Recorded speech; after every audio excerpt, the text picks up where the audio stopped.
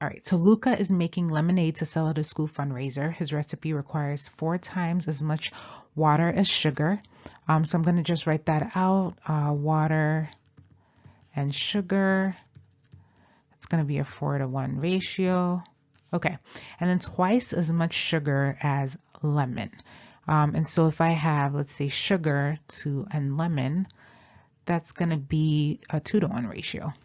Okay, all right, so it says he uses 3 cups of lemon juice. Okay, so if lemon is 3 cups, so that's 3 cups of lemon juice, how many cups of water does he need? So we need to figure out what's going to be here. Okay, well, if there's 3 here and we want to figure out that what the ratio between the sugar and lemon will be, well, the ratio is going to remain the same. It's going to be 2-to-1. So in order to maintain that, we have to figure out what you can multiply 1 by here to get 3. So that's times 3.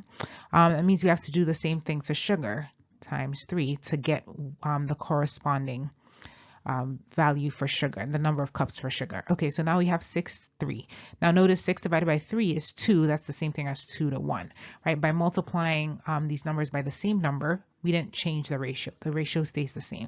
Okay, so now we know that 3 cups of lemon juice will need 6 cups of sugar. Okay, now that we have this, we can use this ratio up here to figure out how many cups of water we're going to need. So it's a similar thing. From 1 to 6 is times 6. And so to keep that ratio, we have to do the same thing here. So that gives us 24. So it's going to be 24 to 6 to 3.